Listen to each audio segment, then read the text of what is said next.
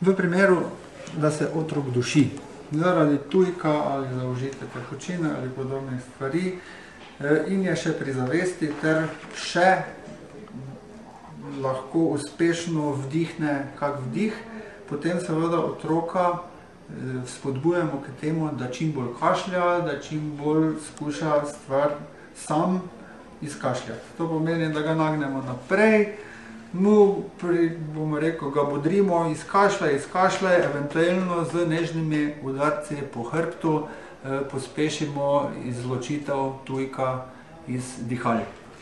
Če pa otrok ne more sploh zadihati oziroma vdihniti, postaja pomodrel v obraz in vidimo, da je tujek popolnoma zaprt dihalno pot, potem pa vkolikor je otrok še pri zavesti, da vidimo, da še kaže znake življenja, potem otroka skušamo reševati na naslednji način. Lahko ga položimo na trdo podlago, lahko ga držimo tudi v sami svoji roki, če gre za manjšega otroka, in pritiskamo na sredino prsnega koša, torej nekje v liniji, kjer ima obe prsni bradavici, skušamo z sokovitimi pritiski na prsni koš spraviti tujek iz dihalne poti. Kako to izgleda?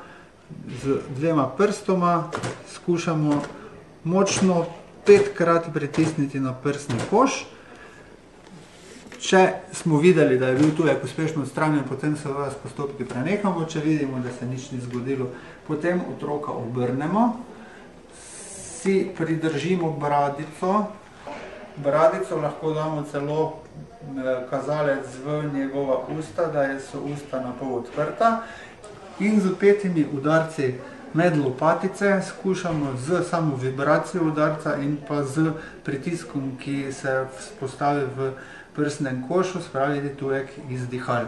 Kako to izgleda? Lahko ga položimo tudi na svoje koleno, ali pa, če smo dovolj močni, seveda otroka držimo z eno roko, z drugo pa močno, da bom rekel zdaj s pretiravanjem, ampak morajo biti tile udarci energični.